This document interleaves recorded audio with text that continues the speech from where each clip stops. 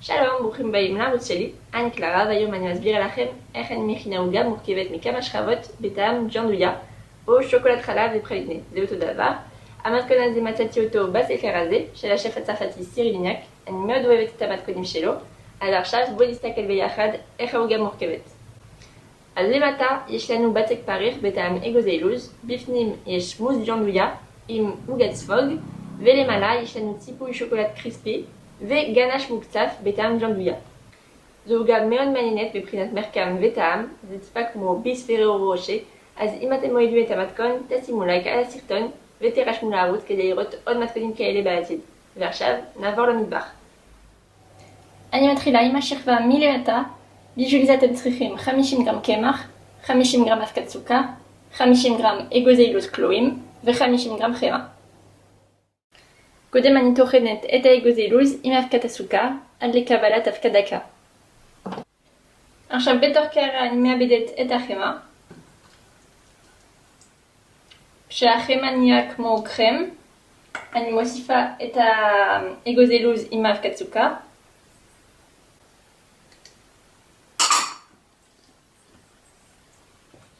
ואני מסיימת עם הקמח. עכשיו אני מרדדת את הבצק בין שתי דפי נייר לעובי של 2 מילימטר בערך.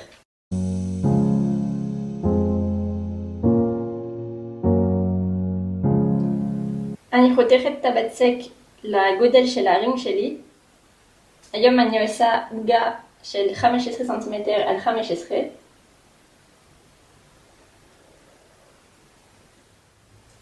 אני אופה את הבצק 25 דקות ב-165 מעלות. לשכבה של עוגה אתם צריכים 80 גרם אבקת שקדים, 80 גרם אבקת סוכר, 95 גרם ביצים שלמות, 90 גרם חלבון, 20 גרם קמח, 15 גרם סוכר ו-15 גרם חמאה מומסת. קודם אני מקציפה את החלבון, וכשיש ספוג אני מוסיפה את הסוכר לאט לאט עד לקבלת מר יציב ומבריק. אני שמה את החלבון המוקצף בתוך קערה אחרת בינתיים, ואני ממשיכה עם שאר המתכון. אז עכשיו בתוך קערת המיקסר אני שמה את אבקת הסוכר, אבקת השקדים והביצים, ואני מקציפה עד שהתערובת תכפיל את הגודל שלה. עכשיו עם לקקן אני מערבבת את החמאה פנימה, ואני מוסיפה את הקמח. ובסוף אני מקפלת את החלבון המוקצף פנימה. עכשיו אני שופכת את הבצק על נייר אפייה, ואני מפזרת את הבצק לעובי של חצי סנטימטר בערך. אני אופה את העוגה 10 דקות ב-200 מעלות.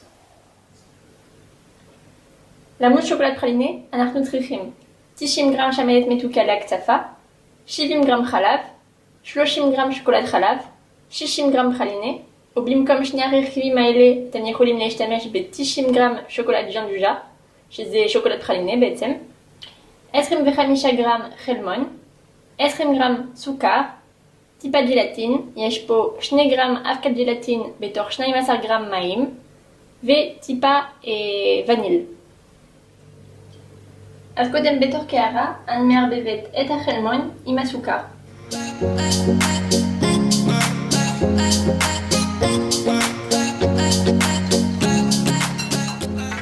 כשזה מעורבב אני מוסיפה את החלב והווניל. ואז אני שופכת את זה בתוך סיר, ואני אחמם על האש עד לקבלת חוטף טיפה סמיך. אם יש לכם מד חום זה יהיה בסביבות 80 או 82 מעלות. כשהקרם עדיין חם, אני שמה את הג'לטין, ואני מערבבת עד שזה ינמס. עכשיו שמתי את השוקולד והפרלינה בתוך קערה, ועל זה אני שופכת את הקרם שהוא עדיין חם. אני מחכה דקה שהשוקולד ינמס, ואני מתחילה לערבב, קודם מהאמצע, ואז בצד. אז בינתיים שמתי את התערובת בצד, ואני מקציפה את השמנת. אני ממליצה לקחת שמנת מאוד קרה, וגם לשים את הכלים כמה דקות במקפיא. בגלל שזה כמות קטנה, אני אעשה את זה באופן ידני, אבל אתם כמובן יכולים להשתמש במיקסר.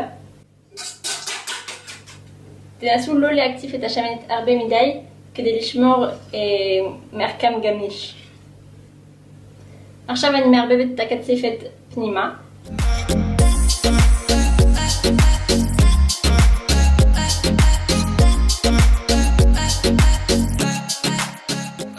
עכשיו אני לוקחת את העוגה והבצק פרח בחזרה. אני מורידה את הנייר מהעוגה. ועם הרינג אני באה לחתוך את הגודל שאני צריכה. אני גם עוברת שוב פעם על הבצק פרח. אני מורידה מה שמיותר. וככה עכשיו אפשר לעשות את ההרכבה. אז יש לי את הבצק פרח למטה. עכשיו אני מוסיפה טיפה מהמוס.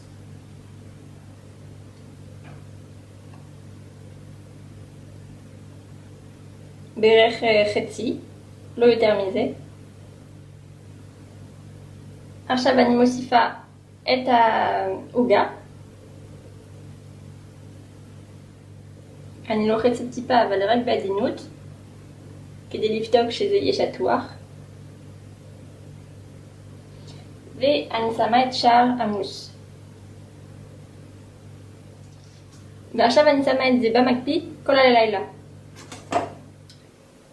לגנש המוקצף אנחנו צריכים 260 גרם שמנת מתוקה להקצפה, 70 גרם פרלינה, 35 גרם שוקולד חלב, ובמקום שני הרכיבים האלה 110 גרם שוקולד חלב בטעם ג'נדויה, וטיפה ג'לטין, יש פה 3 גרם אבקת ג'לטין בתוך 18 גרם מים. קודם אני לוקחת שליש מכמות השמנת ואני אחמם אותו.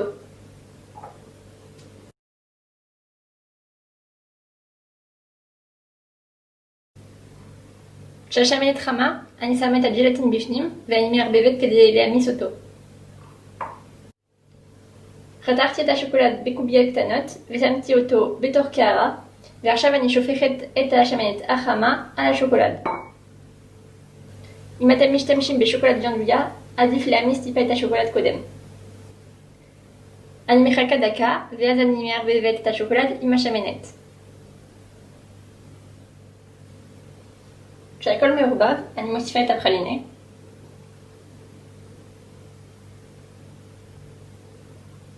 וכשזה מעורבב, אני מוסיפה את השמנת הקרה. אני עוטפת את הקערה עם ניילון שצריך לגעת בגנש, ועכשיו אני מכניסה את זה במקרר כי זה צריך להתקרר לחלוטין. אז בינתיים העוגה במקפיא והגנש יהיה במקרר. הכל צריך להתקרר, אז אני אמשיך מחר עם כל השאר. אז היום שאחרי אני עושה את הציפוי שוקולד. בשביל זה אתם צריכים 210 גרם שוקולד חלב מומס, 45 גרם שמן ו40 גרם שקדים חתוכים בחתיכות קטנות. אז מאוד פשוט, אני שמה את השמן בתוך השוקולד.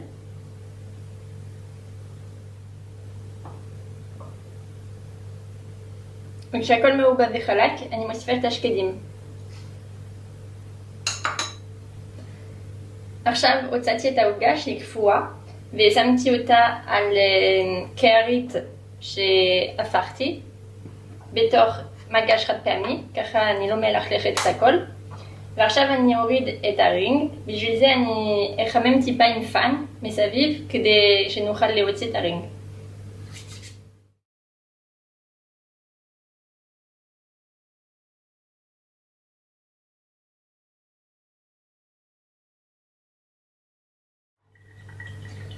ועכשיו אני שופכת את הציפוי על העוגה, אני מתחילה בצדדים.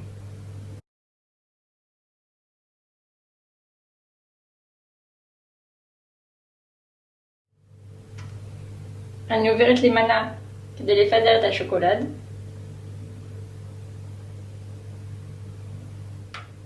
ואני מחכה כמה דקות שהשוקולד יתקשה. בינתיים לקחתי את הגנש שהכנתי אתמול ואני מקציפה אותו.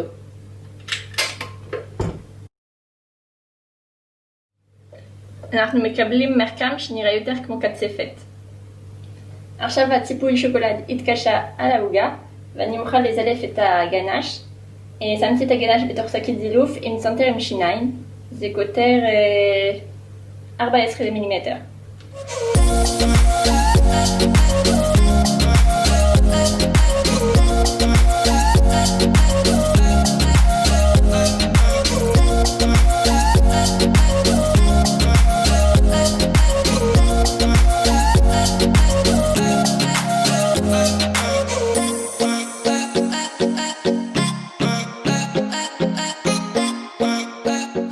וזהו, המתכון נגמר. אני מקווה שאהבתם. אני יודעת שהיום זה היה טיפה יותר קשה ומורכב מבדרך כלל, אבל זו עוגה באמת שווה, אז כדאי לנסות בבית. אם אהבתם את הסרטון, תשימו לייק ותקליקו עליי עכשיו כדי להירשם לערוץ ולא לפספס את כל המתכונים הבאים שלי. נתראה בסרטון הבא, ביי ביי.